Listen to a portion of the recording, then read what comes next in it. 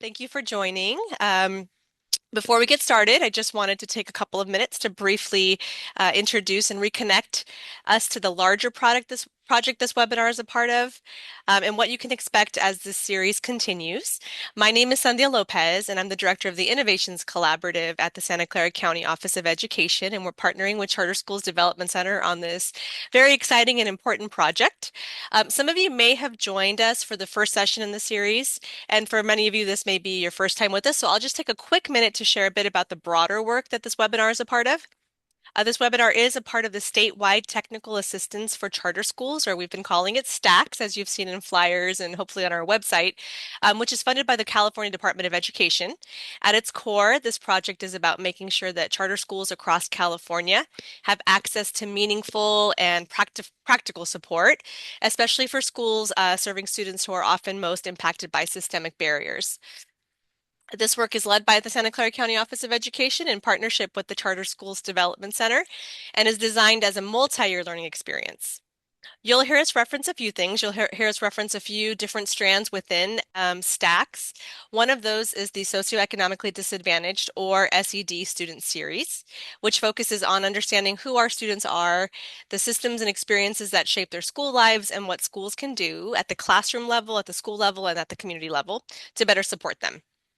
Across the SED series, we'll be exploring topics like trauma-informed practices, the overlap between SED and special education, behavior and discipline, family and community engagement, and creating learning environments where students experience a true sense of belonging. Today's session is a little different from the others in the series. In addition to the best practice webinars, each strand also includes a data-focused training led by Suzanne Coey at the Charter Schools Development Center. Cooey, excuse me. Today, I even wrote that down with the enunciation. Today's webinar will focus on understanding ELA and mouth growth data. And I'll actually let Susan talk a little bit more about that, but really understanding the new growth information available through the California dashboard and related data files. Alongside the SED series, we also have an innovative strategy series led by Heather Anderson and Sung Park, who are not with us right now. They're doing another training, and that focuses on designing learning environments using approaches like universal design for learning, inclusive instructional practices, and strength-based strategies that support a wide range of learners from the very start. After a number of the webinars, you'll also have the option to join continuous improvement network sessions, which are smaller spaces for teams to reflect, collaborate with peers across the state, and dig deeper into applying what they're learning. So those spaces will be more reflective and open-ended, and we'll have a lot more back and forth in those sessions. I'd like to take a quick moment to acknowledge Megan Yaziki and Tierney Allenby. I think I saw a couple of them come in here. I mean, there's only a couple of them. At least one of them I saw come in. I think she's waving. They're joining us today from the California Department of Education and helping to support the implementation of this work, and it's truly an honor to be a part of this effort. So again, whether you're joining us for the first time today or participating across multiple sessions, we hope this series feels supportive to you, is relevant for you, and grounded in the realities of your work. We'll be recording the session, by the way, and I think we've already hit the recording button so that it's accessible to all, especially to those folks who weren't able to make it today. And with that, I'll hand it over to Suzanne Cooey, who'll be leading today's session. Thank you all for joining us. Thank you, Sandia, and thank you for being such a wonderful partner all along to get to this point, and really looking forward to the rest of this series. So yeah, this particular webinar is a step aside to just look at some data. Just about me, I've worn a ton of hats, starting out from as a teacher, as a charter school co-founder and principal, a board member, school site council parent member, general loudmouth, you name it, I've been it. So yeah, I think that all the range of experiences I've had, and especially as a parent looking at my own kids going through the school systems, has really informed a lot of my perspectives, thinking about school improvement and data and all the work we do. So if you're not familiar with the Charter Schools Development Center, we were founded by Eric Premack, who is still our executive director. The former state superintendent, Gary Hart, brought Eric in to help create this resource center to help kind of figure out this messy new system of charter schools. So we've been doing that work ever since, and we have a lot of ways that we support charter authorizers and charter schools. So today, why are we looking at growth fundamentals if we're focusing on socioeconomically disadvantaged students? Because we have some really exciting new data that helps us have a fuller picture. So a lot of times educators are operating with unchecked assumptions. And California has historically always used performance data rather than progress data. So new growth data gives us a fuller, more accurate picture of how well the school is serving our students and groups. But we really do need to understand how to interpret the data. And that's what we're here to do today. So once we understand our data, we can use it to make a case for needed changes. We can use it to celebrate successes, which is so important for our educators who are working really, really hard. And what we want is to work smarter, not harder, right? So using data can help us along that path. And growth data is also highly relevant to external accountability, and that includes charter renewal. So performance versus progress, what's the difference? We will briefly look at that. And then we'll dig into the ELA and math growth data. So an overview, we'll look at methodology, and we'll look at your school's data. And we have some analytics that set those growth scores relative to the state and also relative to schools with the same grade span and somewhat similar demographics. If you didn't get a worksheet for your school emailed to you, you can email us, see some instructions in the chat for that. To receive a worksheet, you need to be someone who is authorized to receive data. You're a person who typically, as part of your role, does receive data for that school. So you're on the school staff or you have a direct oversight responsibility. We don't give the worksheets to authorizers. Why? Because it's so important that that understanding of school performance be part of a dialogue. Right now, most of the state does not understand this data. It's so brand new. Well, it has been around, but we haven't had a lot of training. It's new to most people. So, and there's a lot of context that we don't see at first glance. So having a conversation, having a dialogue, ensuring that both getting to the point of shared understanding is so critical. So we do want each school to own their own data. And we understand and are so excited to have non-charter schools participating with us. We have school districts, county offices of education, and really, really glad to be together in this conversation and just encourage reaching out and dialogue moving forward. That was a long aside. Just to say that growth data is not the only data that matters. Yeah, ELA and math progress is very important. We're focusing on that just because we have a lot of data on that, but wow, other outcomes are so important. Are we looking at data on how we're developing social emotional skills? How are we preparing students for our democracy? Are we putting our students on career pathways? There are so many things that are important when we talk about school quality. So not to minimize those, if anything, some of those may be more important for our school, depending on our context, whatever. They're all important, right? That's just not what we're doing today. So most people aren't using this. And also, we can compare our school to others like ours with this data. So that's also something unique about the new growth data. So as we move forward in thinking about serving socioeconomically disadvantaged students, we want to think about all the qualitative and quantitative data that will inform the specific piece of work, the specific questions that we're looking at. So we're going to turn now to look at that performance versus progress. So we see a lot of this percent standard met. This is a just at a glance metric. You can know something about a school based on just looking at the percent of students proficient. It's a way we can compare schools just at a glance without, much. It doesn't tell us much, but it's a quick metric. If we want to know a little more, we can start looking at the 4 performance bands.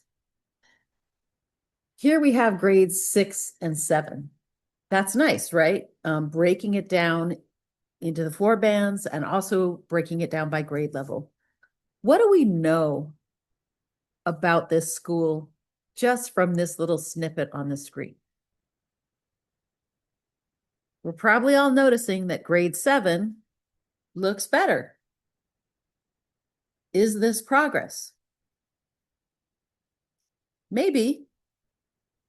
Are those grade 6 in the same year, or was that the cohort of 6th graders that moved into the 7th grade? Right? That's part of it is like, we don't know enough yet about the context of this data, but it looks good, right? We would just like to know a little more about it. Average scores are also helpful. One thing we love about scale scores is that they're precise. So it's not like, where are you in this tall yellow band? Where are you in this big orange band, right? We have a specific score to pin to a student, and we can average those together. That's helpful.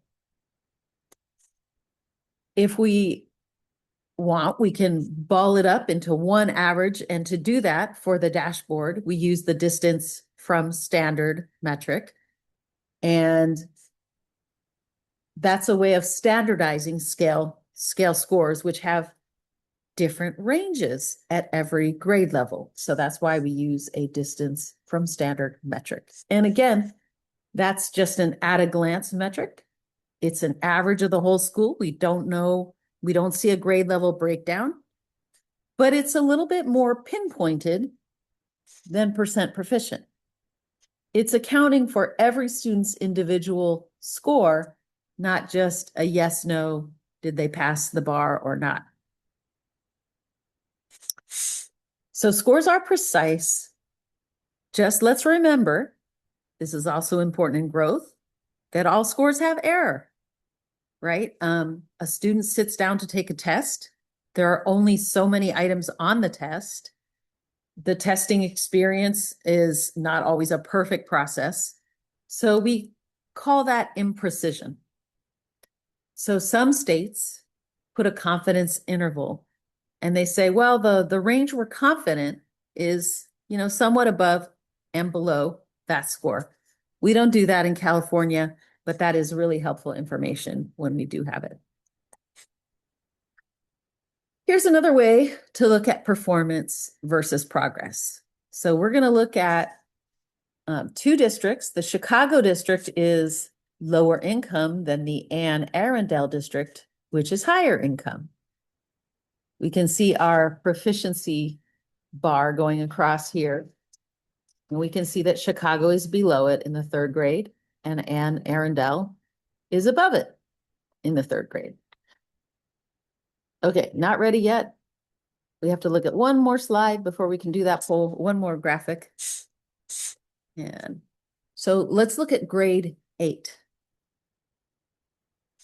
So Chicago has risen in achievement, right? And Anne Arundel's 8th graders have fallen in their achievement. So now here's our poll. Which one is it's kind of a sort of a trick question. Who performs better? I don't know if it's a trick question, but the word perform is not always the clearest term. But who would you pick? Chicago? Who would you say performs better? Chicago or Anne Arundel, or unclear, unsure?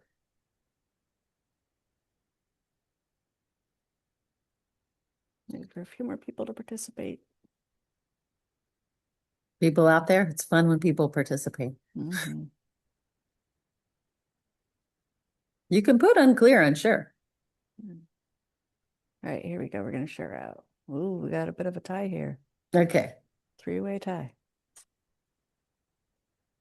All right. So why did we say that? Well, you might say Anne Arundel is performing better because their eighth graders are higher scoring than the Chicago students. So if we're talking about the students, we might say the students are performing higher. The question was, which school? Well, I think I said who performs better. So which school performs better? I think we all liked the Chicago's raising kids up versus Anne Arundel's lowering kids, right? So in a sense, we could say that the Chicago school district is performing better than this other school district, right? But part of that unclarity and unsurety is just what do we mean by these terms, right? And that's really the rub. A lot of times we're talking about data is we start throwing things around without being completely clear about what question we're answering. All right, so let's move on.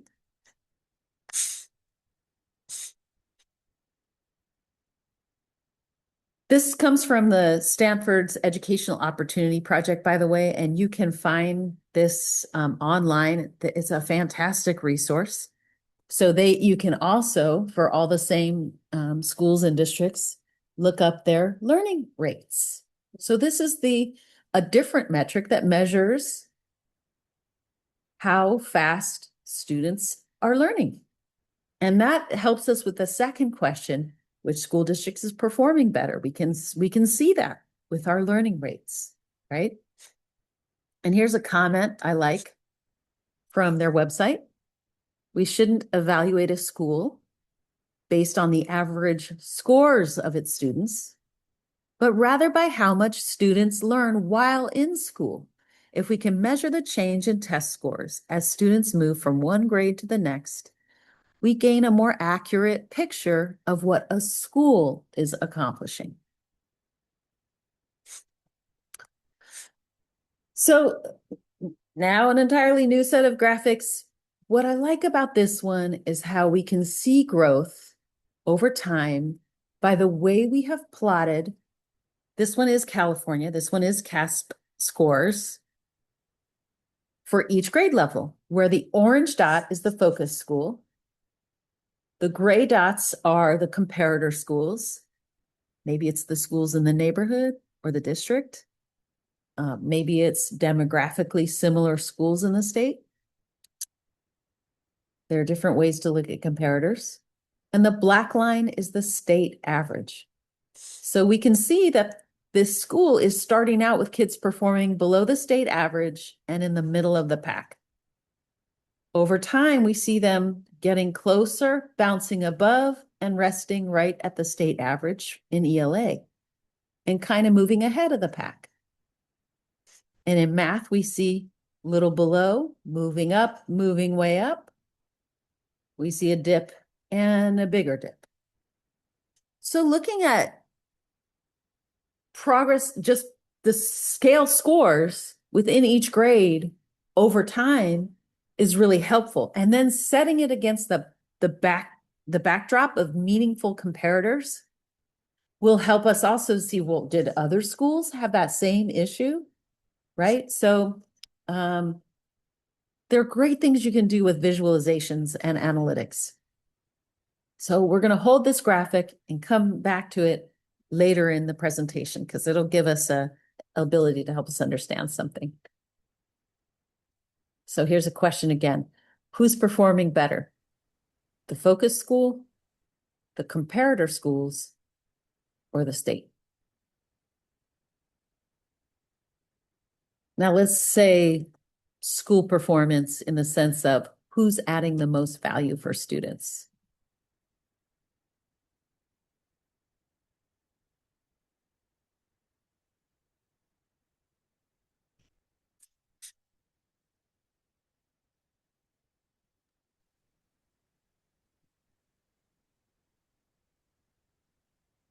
We got a few more coming in.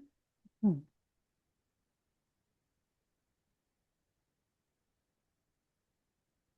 right, here we go. It's a little unclear, right? Overall, I think ELA, for sure, this school is doing great. There might be some other schools that are even doing better. But math, we're a little concerned over here in middle school, right? Otherwise, we would have said fantastic through sixth grade. Okay. Next comment, change is not growth. Change is only partially about whether the school improved from one year to the next. So growth metrics reflect a learning rate. That's not what change is. So if we look at change on the dashboard, right, we have these 5 levels. So whatever our score is, we're going to get slotted into one of these 5 levels going across. And later we're going to look at a school that's in the low level. And then we have these 5 columns for whether we declined or maintained or increased. And the school we're going to look at actually maintained at 0. So they had the exact same score the prior year and the later year. And that made them land in the orange color because before they had been in the yellow color. So change is in part about the students we're inheriting into the tested cohort and what their baselines are. If we're a high school or a middle school, we're getting students into our cohort from a completely different school. And we're going to see a lot of movement in our scores that has nothing to do with what we did with those students. At the elementary level, maybe we got a lot of the second graders in from our school. Maybe they've been at our school for a while, but it's not necessarily all what the third grade teachers are doing. Part of that's coming from what their prior preparation was, right? Okay. Just the point is that change is fluctuating as students move in and out of the tested cohort. That 8th graders leave and so on. Okay, we're gonna the school that we're gonna look at. Oh, sorry, this was just a graphic to show you where you see change, because they always put change right below the distance from standard score. Okay, so now on the dashboard, we have a metric for learning rates. The California Growth Model gives us that measure, and it helps show the school's added value. It measures an individual student's progress from the prior year and evaluates how good that progress is. It reports out for the school and for student groups, but not individual students, grade level, or grade span. And it's only for grades 4 through 8. Because you have to have growth from the prior year test scores. So that's why we don't have grade 11 or grade 3. So this model was adopted after a long process of contemplating and finally working through this, starting in 2015, choosing a contractor and lots of questions along the way over the years till it was finally adopted in 2021. They posted the growth model scores using 2019 data. It's something we put on our renewal worksheets. So if you've been getting those, you may have been seeing those scores and learning about them for a long time. If not, you may or may not have seen them. In January 2025, ELA and math growth scores posted to the dashboard, and they look like this. In July 2025, the state board revised the performance categories. So they used to look like below, typical, and above. Those are different in 2025. There will be more decisions coming in 2026. The state board will look at whether to use growth scores as part of differentiated assistance to determine the schools that need support. The state board confirmed in July that ELA and math growth may be used in charter renewal.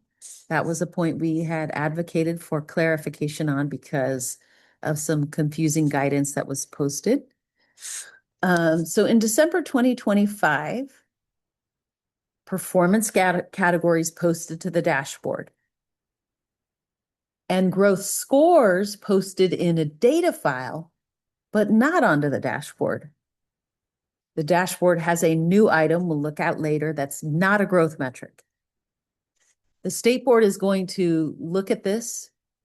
There was discussion in January suggesting that there may have been an intention for this to be an additional metric, not to replace growth scores.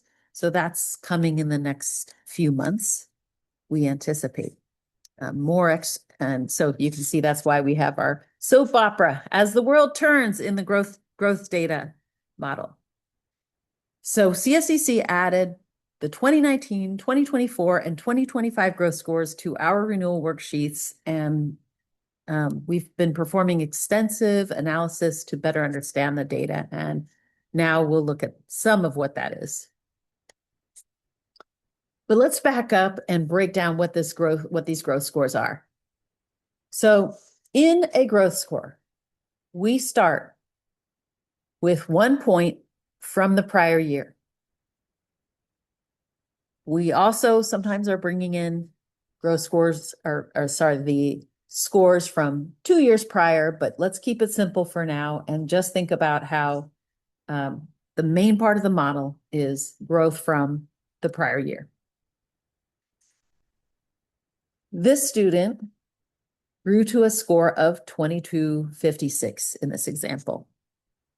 This student is being compared to peers statewide who had the same baseline scores. On average, those students grew to a scale score of 2250. So this student did 6 points better than the average growth of their comparator same baseline scoring peers. Now is a good time for a question. This is the most fundamental concept of the growth model. Do you have any questions? Feel free to raise a hand or drop it in chat. If you don't have questions, I'm so proud of myself. Or I'm proud of you. Okay. So here's another way to visualize it. Students got some actual score. Sometimes we are referred to it as the observed score because we know there's error in testing. And so I think California's materials in the past use the word actual. A lot of times we see the word observed. So that's kind of a helpful concept. And then being compared to the same baseline scoring peers, we call that the expected score. Or the literature often calls it the projected score or the predicted score, meaning it's what the trajectory that we would predict or project for a student with that baseline score. And then subtract to get the growth score. So on 2024, we saw this display. In 2025, we see 5 performance categories. So we don't see a growth score on the dashboard for 2025. So let's look at those performance categories. The cut points are 20, 5, -5, and 20. So most of the scores cluster around in this range. So it's got kind of a narrow band. It's only 10 scale score points apart, right? A lot of school scoring in here. We have a 15-point range for level 4 and level 2. And then level 5, I've seen growth scores, above 60 points, but that's not too common. I can't recall what the lowest growth score is. It's not that low though. But it's a wide range, but we see fewer schools out here at the extremes. So what level would that growth score of 6 be in? That, if that were a school or a student group score, they would see a level 4. And the state board gave these names: minimal, moderate, average, exceptional, accelerated, and exceptional. For this graphic, this is what the state board approved. On the dashboard, we're going to see this graphic. So because the state is more used to associating blue with higher performance down to green, yellow, orange, we find that more intuitive. So that's how we have color coded our worksheets. Because the point of there's so much to get from those worksheets that being able to be intuitive with those colors is kind of critical. It would be too much retraining the brain, I think, to try to do these colors. So we haven't done them. This whole thing is changing. Who knows where it will land? Maybe this is what we have forever, but we don't know yet. So that's just the choice we made on our worksheets for this year for right now. Okay, now that we understood what things look like on the dashboard related to growth metrics, we are going to go back to digging in. So a note: expected progress, what generates our score, is not criterion referenced. There's no fixed targets when we're generating that growth score. The performance categories, those are fixed scores. But what makes your growth score in the first instance, it's based on relative to a group of students. So that is norm referenced. And let's take a look at what that means. So we already know that we're choosing to compare students to students with the same baseline score. That's the most predictive thing. That's why we use it. Also, as we will see later, learner characteristics and school characteristics also influence growth or are predictive of growth. We're not going to unpack this. We don't have time today, but just to be aware, there are models. Many districts around the state collaborated to form the core districts. They produced growth data, and their model does incorporate learner characteristics and school characteristics when they produce the core student growth percentiles.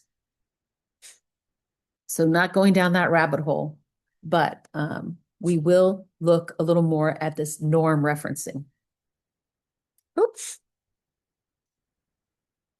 I guess we got a question. So is our dashboard ELA and math indicators, are they criterion referenced or norm referenced? What do you think? The normal ELA and math indicators. It's just to play with that verbiage. Do we give a school a distance from standard score based on some criteria or relative to other students?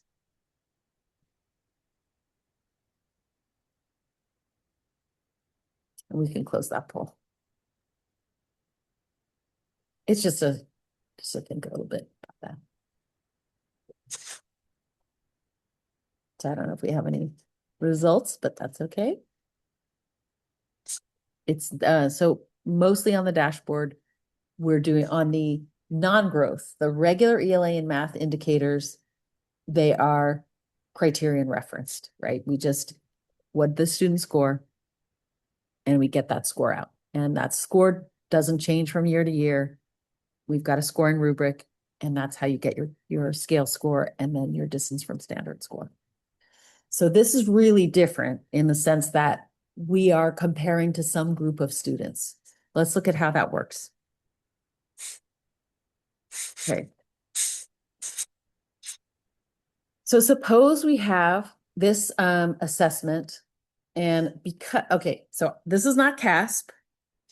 I've taken this from Castellano and Ho, are some of the nation's top experts on growth models. So I went ahead and used their visual here to help us understand this concept.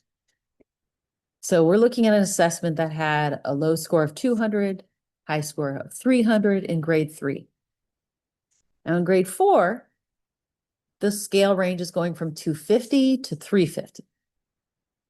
And we're going to produce a growth score for these kids relative to kids who had the same baseline score. Now we can see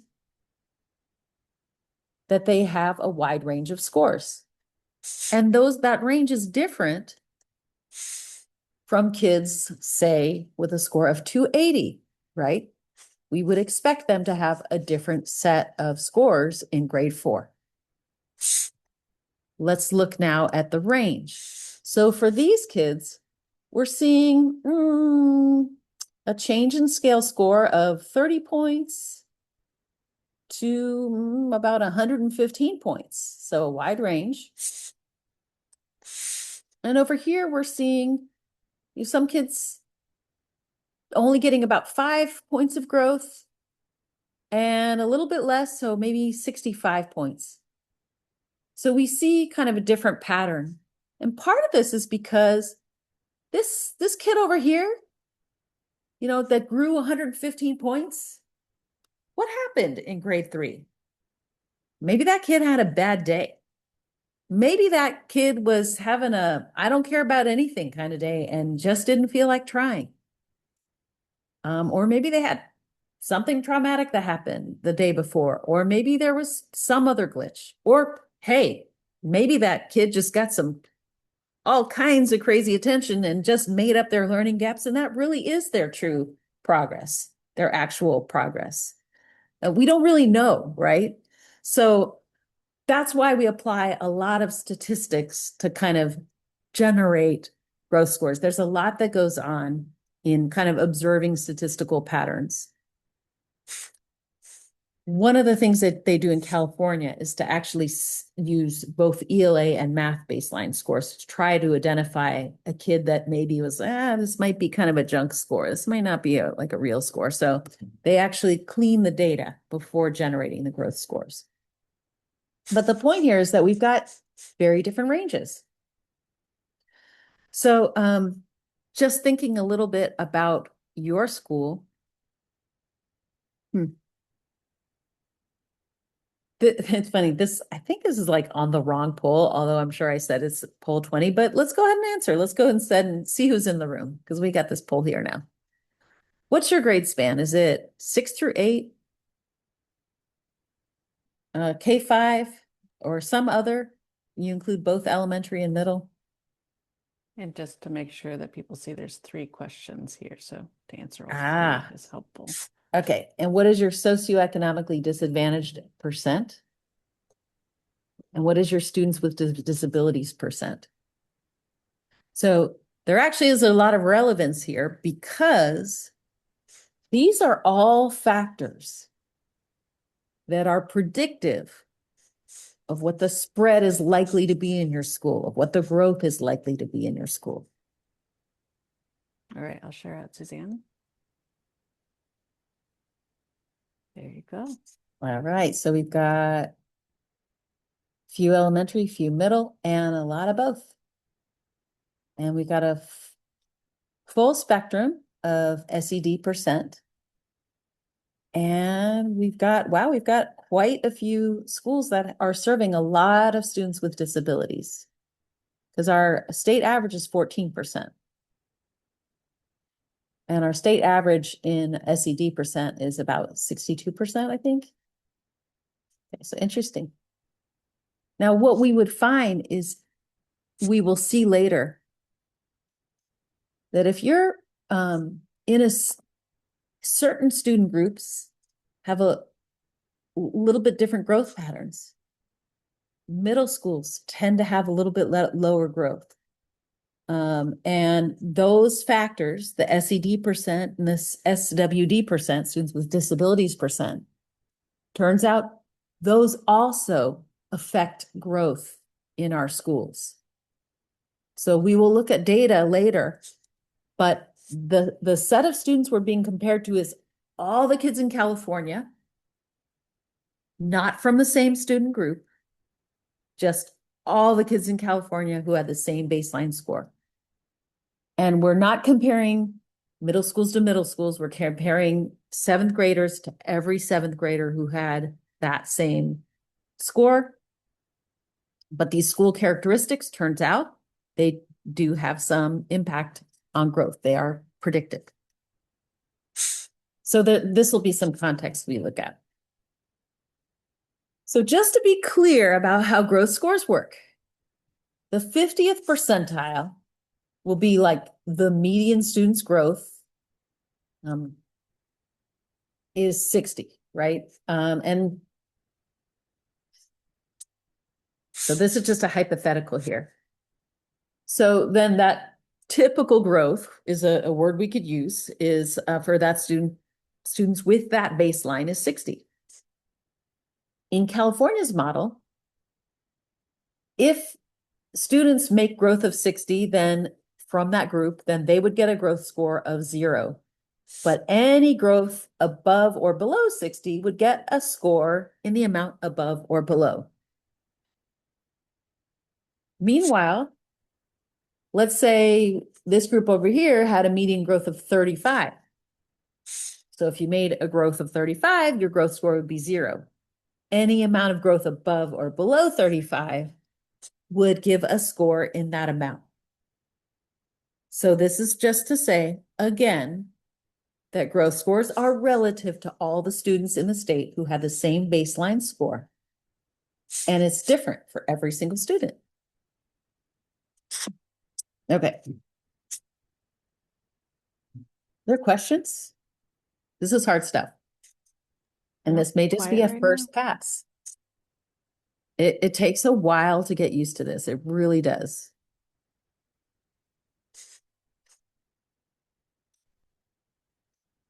Okay. Let's look at who's included. So reading the dashboard, this growth score has 196 students in it.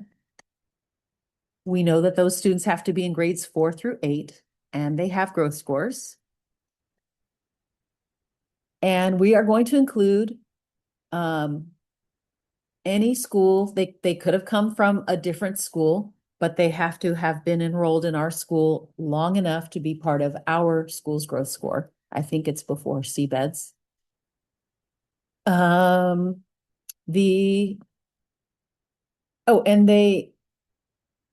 they can have growth scores in the current year, the prior year, or both, but they have to have some growth. Fourth graders are only going to have 1 year of growth. Okay, now who are they compared to? We've already talked about how they're compared to. Each one's being compared to a unique set of students from California. And we discussed how California's growth model improves accuracy for statistical purposes. We're actually using same baseline scores from ELA and math. And we know that average growth is indicated by 0. And each student's growth score is the amount of scale score points above or below the comparator's average growth. So we're averaging all those growth scores together, and that's how we get our growth. Easy peasy, right? If we were in a live workshop, we would pause and I would have everybody explain the calculation to your neighbor. But we didn't have questions, so I'm hoping that we are good enough to move on.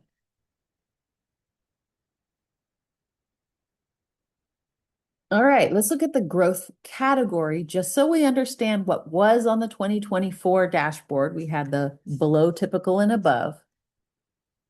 What I really love about 2024 is that we got this possible range. And the possible range, so here, if our growth score was 13, it was plus or minus 4 from, so we can say, oh, we are confident that the actual growth score of this school is between 9 and 17 points. So that's a statistical calculation that acknowledges that there is imprecision in both of the testing events, the current one and the prior one, and it looks at the patterns in the data to generate that interval. That interval is going to be wider if we have few students in the growth score because there's more possibility of error. If we have a lot of students in a group, then our confidence increases, and so we have a narrower range. So you'll see that on your school's worksheet. We have put that range in for the school and for student groups. And so that's very helpful, but we don't have it for 2025. So the above, below, typical thing is about that range. And I did like that methodology. I thought that was really, really nice. I like the new categories as well. They're sensible, but I liked how this brought in the possible range because it acknowledged imprecision. Because that range lies entirely above the 0 point, we call it above. If it crosses the 0 category, it's typical. And if that range were entirely below 0, it would be below. So that's what those old categories mean. Possible range is sometimes also called precision range. I've seen it different ways in STACS documents. Just a reminder that the CASP tests are now short form, right? So they have about half the items. And so they're less accurate as measures of student knowledge. And now we're using multiple tests. And there are other sources of imprecision. So this is a statistical calculation showing the range in which we can be confident that our actual growth is. Would love to see that back on the dashboard, or at least in the data file. I think that statewide, there's concern for the data becoming or being inaccessible. And I get that. This is tough stuff. And also, I'd love to see us, having trust that if we can learn Instagram, we can learn this stuff too. Trust me, that app is hard. All right. So where to find growth scores on the 2024 dashboard? So you can go on the dashboard. You're welcome to do this now, but you also have this on your worksheet if you have it with you. So for 2024, we would select the year here, put our school name in. Then you have to hit one of the regular indicators. You click on one of the indicators and then you get a new menu that opens up. So this is what your whole page looks like. And then when you click through, you get a new menu. It's actually on the left-hand side of the screen. And you scroll down till you see the growth scores. We're going to look at one example from 2024. This is the school that I mentioned where we were going to look at a school that was in that orange-yellow row, right? So they have a color of orange. They have a distance from standard of -17, and they maintained 0 points. So that was their score last year also.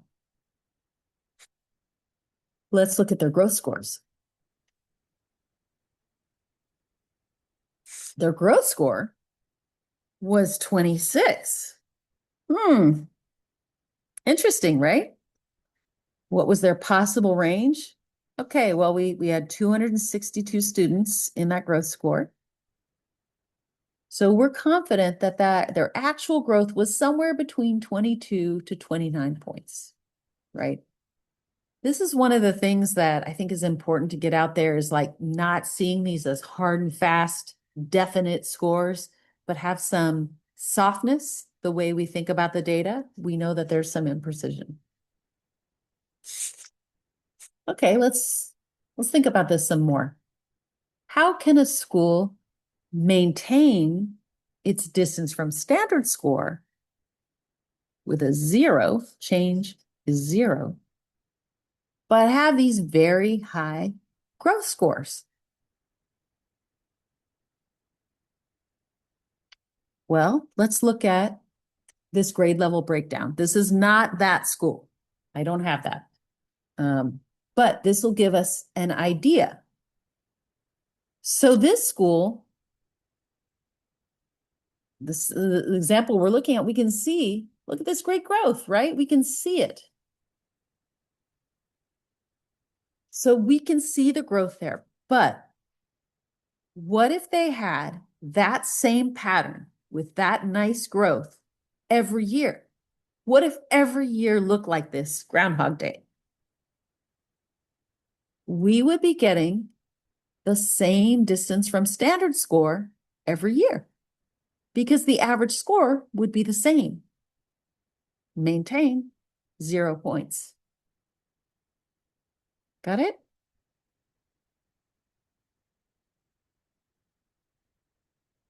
Okay, so that's how we get a high growth score, even though our change might not be high.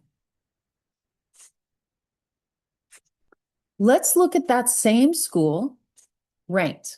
Okay, so we did demographically similar schools and we ranked them, and this school was number 5 in growth. Okay, growth score 23, 21, 13. Number 4 or 5, actually. It wasn't 4th, 5th, or 6th. Tied for 4th, 5th, and 6th. Tied for 4th. Going on down, and we don't show the rest of the schools. We're just showing the top schools here. Okay, that's really good growth. Of the top 20 schools in ELA growth, what do you notice about the colors? All orange and yellow, right? What do you notice about status? All over the place, right? We got from 8 to -68. Okay? So the level of students is very different. It's distinct information and it's very important information. This is important to know what level our students at. We absolutely need measures of performance. And if we want to know a school's added value, it's really helpful to know their growth score. These are separate but distinctive pieces of information.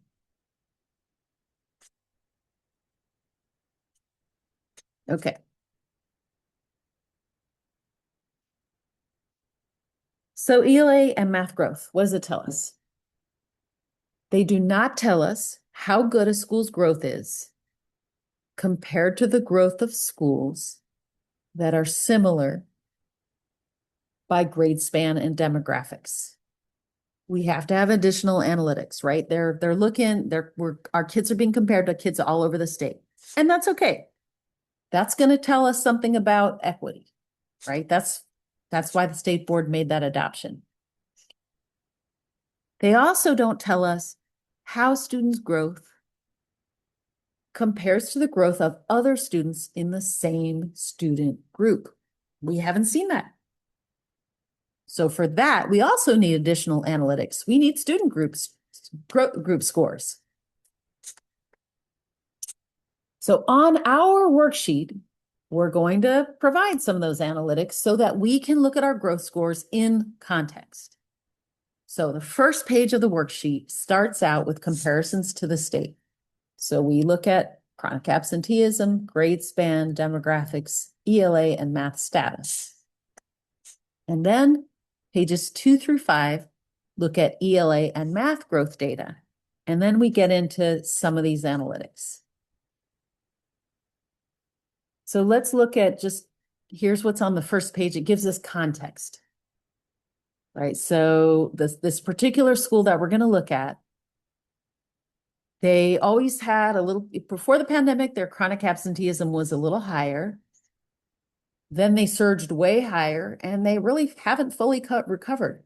They're still dealing with chronic absenteeism issues. Let's look at what their student demographics look like. So they've got about twice as many English learners. And that is interesting because they're actually a middle school. So this is a very impacted middle school. A lot of English learners for a middle school. Mostly socioeconomically disadvantaged. About 50% more than the state, almost. And students with disabilities, wow, quite a bit more students with disabilities. So remember this, hold this figure in mind, 21% students with disabilities. So that's about 50% more students with disabilities in this school.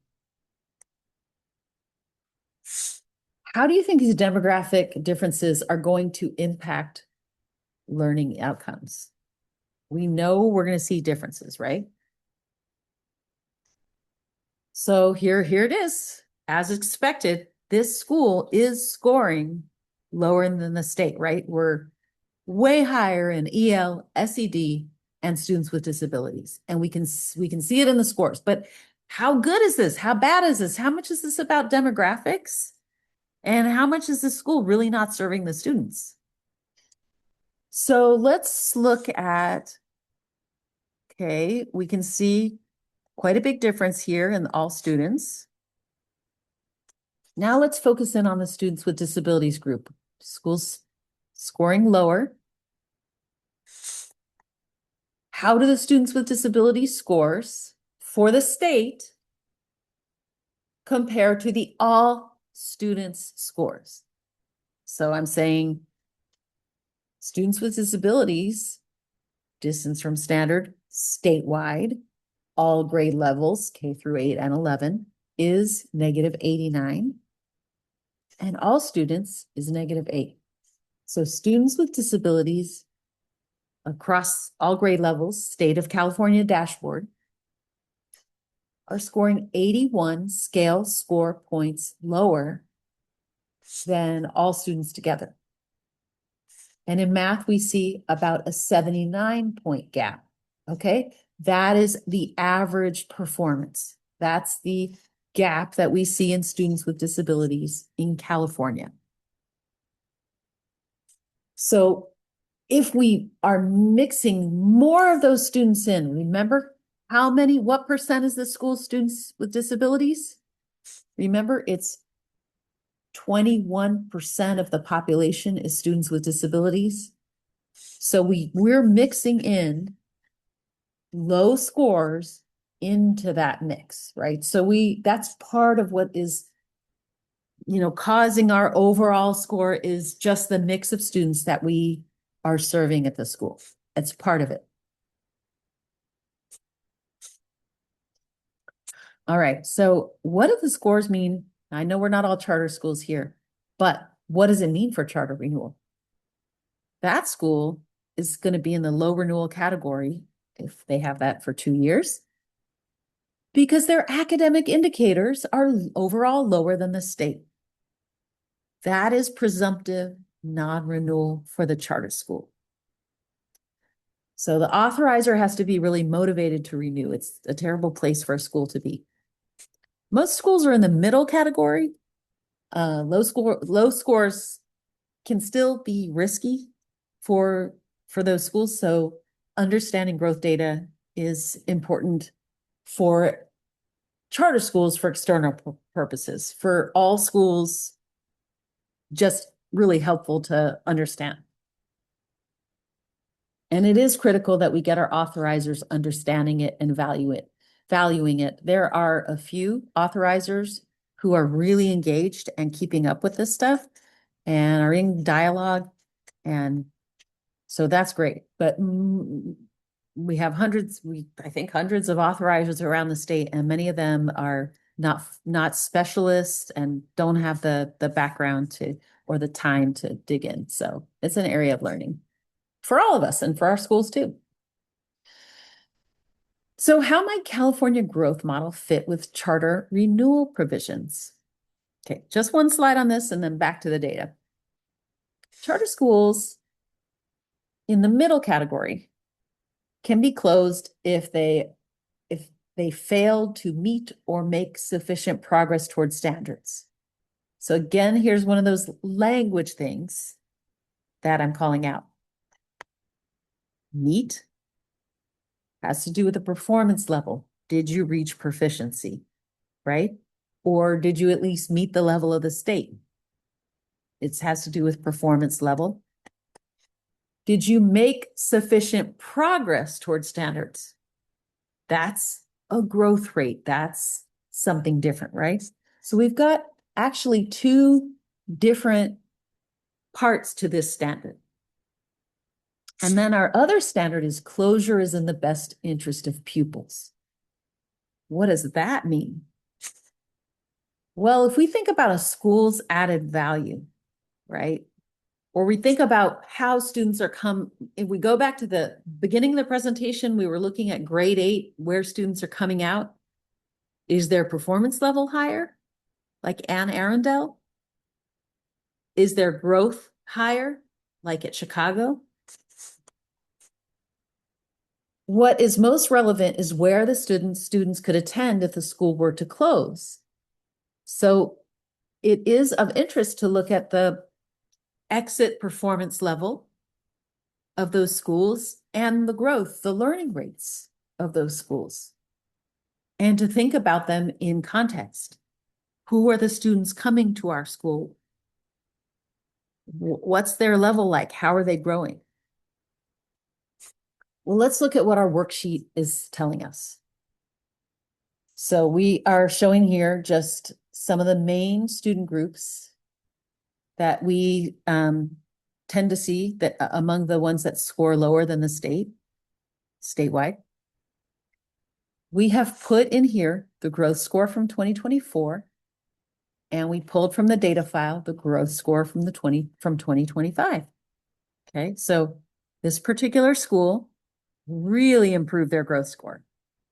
Don't know what they did, but we can see a huge jump across the board, right?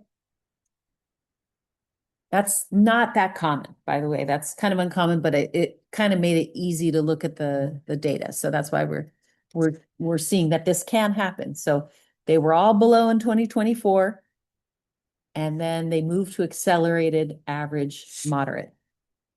And this is the same school whose data we were looking at a little while ago. And a reminder that we're color coding the worksheet with the state board adopted colors, not what's on the dashboard, just because it makes it intuitive to see, oh, okay, they were blues and greens in their growth.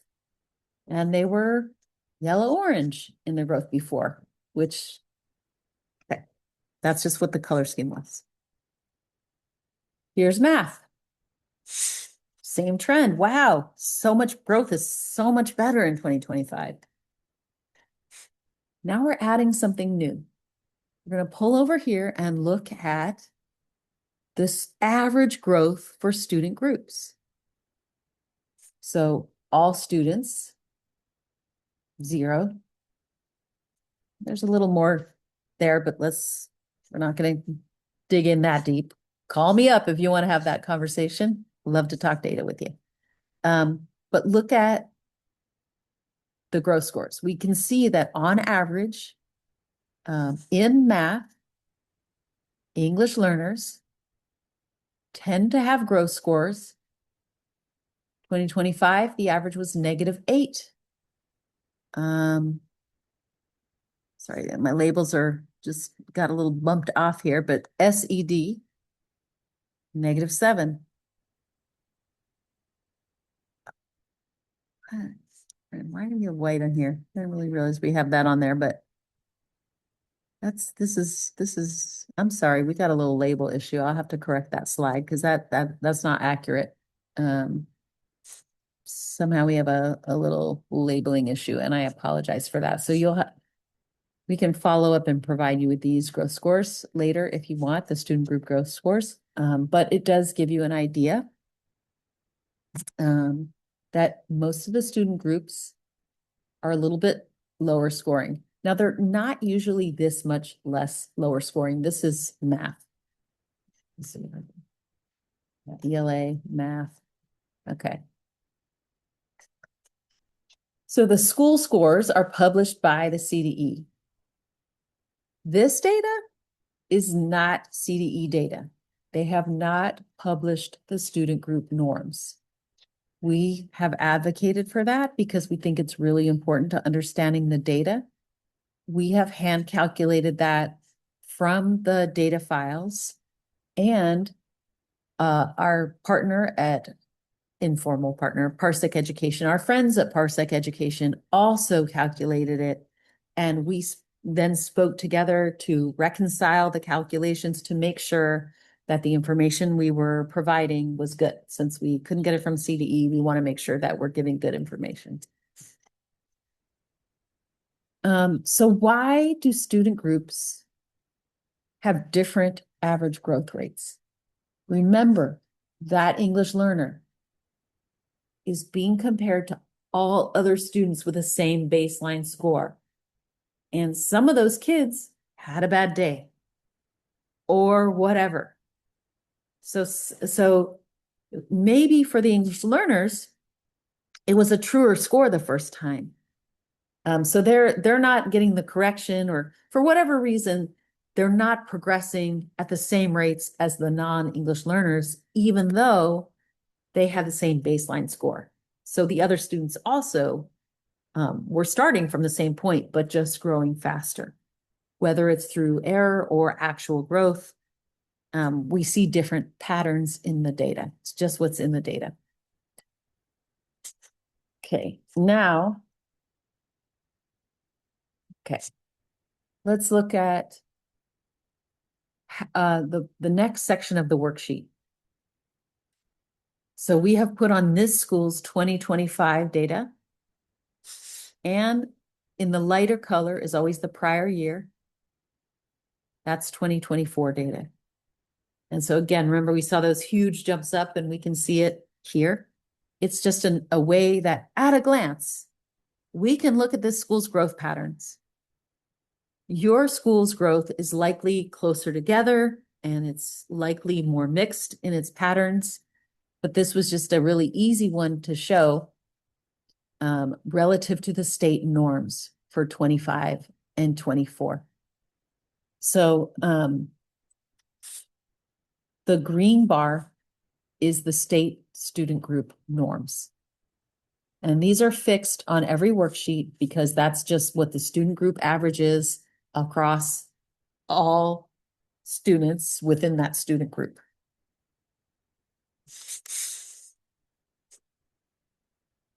We'll show that's ELA and math. So here we actually see students with disabilities was pretty high in both years. So what does this mean? This means that this school's students with disabilities were growing about 9 points higher than state students with disabilities. But who's in that? What are their disabilities? We don't know that much, right? This is, a diving off point to learn more. Okay, and you'll see on your charts paler numbers. If the growth data only had 11 to 29 students, we put the data there, but it's paler. And that's because we want to put less emphasis on that data. So if you're looking at your worksheet, would you say that your 2025 growth data is looking better, your 2024 growth data is looking better, or it's a mix. It's not clear, or you're not sure.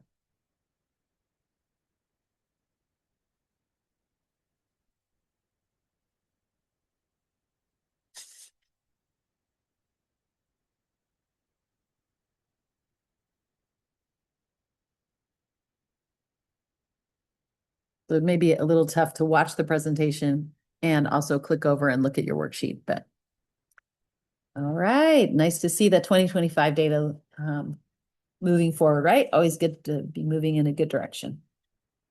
But we do see a lot of changes. Okay. Whew, next issue, moving right along. So that green bar was the state average for each student group, average growth score. Now, your worksheets have some different, they're sort of a similar schools. We divided schools into middle schools, elementary schools, or both. And then we divided them into socioeconomically economic disadvantaged percent bands. So 0 to 10, 10 to 20, 20 to 30, on up to 90 to 100%. This one is one of the most extreme differences, just to highlight the difference. This is the actual bucket for that school. We're still looking at that same school's data. Middle schools tend to score lower.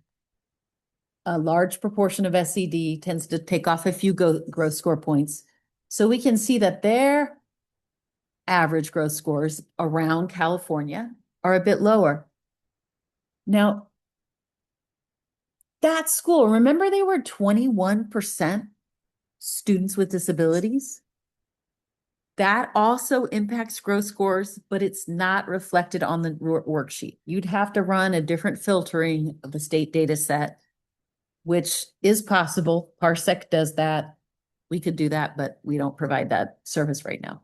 And we would probably see, I know we would see a few points of growth come off if we also filtered in their percent SWD, because those conditions at the school are predictive of growth. We observe it in the growth data. But we just see like, oh, actually it provides context, right? For that negative 13, it looked very far, look 13 points below if you don't look at a similar schools look. But if you look at middle schools and a similar composition, actually their negative 13 was probably very close to on par once we took in the students with disabilities. Probably still a little bit below, but not far off. So that's where the context can matter. We don't usually find that similar schools makes a ton of difference, but it is important when we have real outlier populations in a school. Then we see a difference, and growth experts do recommend in-state accountability, taking into account those differences in the model when providing differentiated assistance or identifying schools for accountability, because it does matter. It is important context. Okay. So, wow, I am just bummed about these labels. I don't know why we have the wrong label, and I don't know how that happened. So I apologize for showing up and getting that incorrect on here. So we'll fix that. It's on the worksheet, and we can send out these norms. If you don't have the worksheet, we can certainly provide those norms for you. Okay, so this is the students with disabilities, this negative 11 in ELA growth, that's students with disabilities, just because I know this data. And the math growth is -6. So not as much of an impact on growth for being students with disabilities, right? Opposite is true in English learner. We see English learners tending to make more growth in ELA, but a little bit harder time in math, right? So these statewide norms help us get a picture of equity in California. And that's what we can see when we look at student group norms. Now we get a different view when we do similar schools. So again, this is that same school we were looking at. Then we can see, oh, all right, we get a totally different view here when we isolate to middle schools and that same SED percent, right? Much bigger impact on growth, a few scale score points of difference. Not as much of a difference in some of the groups in math. Depends on the group. Interesting. Really interesting. Okay. Why do demographics change the student group norms? Why is it that the similar schools norms are different? So why is a middle school and a SED percent getting lower growth than, because right, aren't they all pegging growth to same baseline scoring students? So why do those learner and school characteristics matter? Because remember the spread of the stick people? Part of what determines how much growth you're making is the context you're in, right? So that's what we observe in the data. The more a school differs from the norm, the more important it may be to check the similar school's context. So when we're thinking about how well we're serving our socioeconomic students, if we're not like every other, if we're not like average schools in California, then having the similar schools context may be important.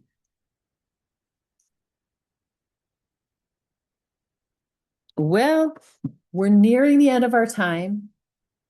You're welcome to just take a little breathing breath right now and not look at this, but if you've got the energy to keep going a little bit, I'm just going to basically describe this. This is affluent schools, fewer than 20% socioeconomically disadvantaged. We're looking at math. We're looking at their status scores. And we're looking at their growth scores. And we're looking at their dashboard color. This is the set of schools in California. This is representative. It may actually include all of them. I think this visual tool will only put 1,000 schools on.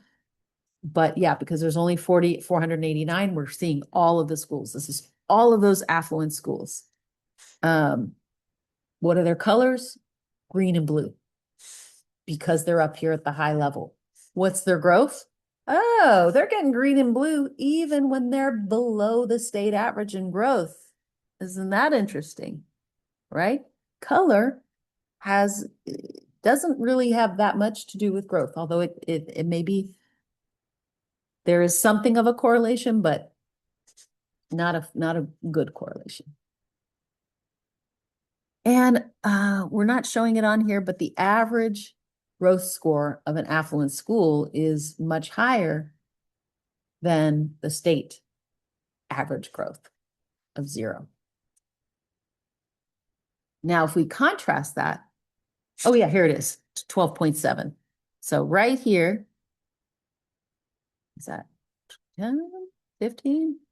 Right about here is the average growth score for affluent schools. Now let's compare that to schools serving 80% or more socioeconomically disadvantaged students in math. Their average growth score is negative 2.8. So, right, we tend to see different growth. Lot of red and orange indicators, a lot of yellow as well. Only a few green and very few blue. Kind of wonder what's going on some of these outliers. Have to dig in there and see. That could be, could be a magnet school. Who knows? Could be different things going on there. Okay, so what we do see though is these What we don't want to do is blame the schools for whom they serve. So when we think about differentiated assistance, we don't want to only see the color. We don't want to only see the status. To really get a better understanding, we'd like to also consider growth.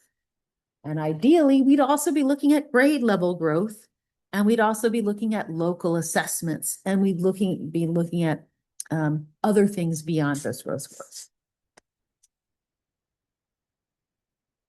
Okay, so that's it for growth data.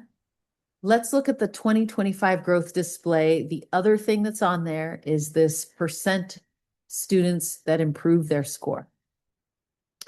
The state board did authorize this data to go on to the dashboard.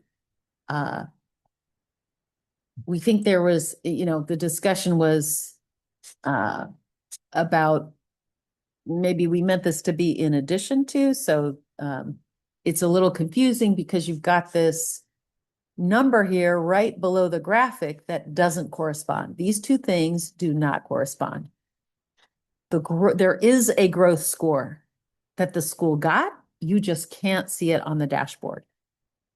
You know that it's between 5 and 20 if they got the triangle in that bin, because it's the dividers are -20, -5, 5, and 20. So we know it's within that band, but we don't know what the growth score is from the dashboard. The state board did not do any vetting of the methodology or have any discussion of this metric. So we will just leave it there. That is a piece of information that's there. Hey, Suzanne, Yeah. before you keep going, I just wanted to mention there is a question in the chat for you. Okay. Would you like me to read it out loud? Yes, please. It's from Anjanette, and it says, if CDE doesn't report the state growth average as you've noted, how can we rely on the averages you're providing or Parsec's calculations as credible and expect authorizers to accept this data for charter renewal? Right. Okay. Well, for charter renewal, that's a great question. I'm not saying that you can use our data. Let's back up. So we had our data person create the student group norms, right? And Parsec separately with their data person created student group norms. We did find some differences in how we were like filtering the data in very slight ways. Once we agreed on the same rules, we saw there were differences, and so we figured out what the differences were. We got the same results. So yeah, every set of data is credible. If our differences were within like 0.1, 0.2, so even when we had differences, they were negligible and completely insignificant, but we did want to get to the point of perfect matching. So yes, that is, your confidence in what we say is only based on your confidence in CSDC and Parsec. And the same thing for an authorizer. I'm not really advocating that you should run out to an authorizer and expect them to understand it. Most authorizers aren't even going to understand this growth data at all. Some have been engaging and have familiarity with this data. This is so far beyond. So like I said, everything is a dialogue with an authorizer. Everything is so dependent, as you know, on local context. Who's the person? What's their background? What's their willingness and time and availability and capacity to engage? What's the schools? Most schools don't understand this either. So yeah, it's all a learning curve, right? But people will get there. 3 years ago, people didn't understand local assessment verified data. There was a lot of resistance, a lot of discomfort. Now the larger authorizers are much more comfortable. That doesn't mean that they understand the nuts and bolts of how student group norms are calculated, what's in, what's out, the limitations, but there's a general comfort level. So I think we'll get there. But yeah, as the world turns, it's a soap opera. Okay, the best I can say. We're just trying to learn more about data. Parsec, I am just showing this screenshot to reference that Parsec does this really nice metric. So if you do want to kind of look at growth grade level by grade level, there are providers out there. I don't know anyone else who's putting a score on it. So that's why I reference them. I don't have any affiliation. I just like this work. If you know of someone else who's doing it, please let me know. I'd love to be able to bring in more providers, and we do bring in more providers when we see cool graphics and stuff. The point is, in terms of percent who improve their score, if you stayed flat, you really are slipping behind. So when we improve our score, it's not clear, are we really moving higher, or are we maintaining, or are we in that space where we actually have slipped a little bit? So that's why that percent who improved is a very, unclear metric.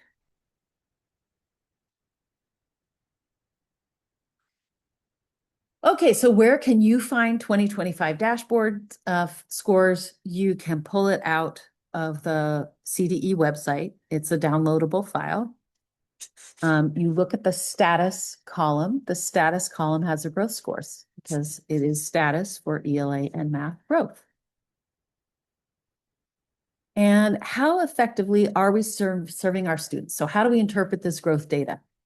We strongly suggest multiple years of data, right? Because you can start to see trends. Scores are a little imprecise. That idea of the possible range is really helpful. Look at them with some softness. If you want to look at equity gaps, you can compare student group scores. If you want to know how well your student groups are growing compared to that same student group statewide, check your student group averages, okay, which is coming from CSDC and Parsec. Maybe I'll bet the big authorizers are doing that too, but I don't know. And if you want to see similar schools, well, we're very different from the average. So then you look at some sort of similar schools. You might filter by the big categories. The more different the school population is from the state, the more important that is. So you want to also look at grade level trends, also look at local assessment data. These growth scores are a multiple measure for grade 4 through, I'm sorry, that should say 4 through 8. And local assessments are the only measure for K3 and 9-12. So local assessment data is still really important. And also there's so much other things that shed light on what we're doing. And I think one of the newest things we can do is looking at student voice. Now we have AI tools that can synthesize student comments. You can record students or have them speak, and you can get trends from your whole student body and make this input really readable in ways that we couldn't do before. So I think we just have such great opportunities to learn more about what's really happening. I think we just have to be clear about what questions we're asking and use the right data, lots of data sources to inform our question. We need to have educator voices. Some questions we can learn from parent voices. And we need to know what best practices are. Does our school have a culture of continuous improvement is the bottom line. Then we're going to be bringing in all these sources that matter. So not much time for questions, but please do contact me if you want to discuss any of this. We really welcome that learning together. So, and I'm happy to stay out past when the recording goes off. So we thank you so much for being here.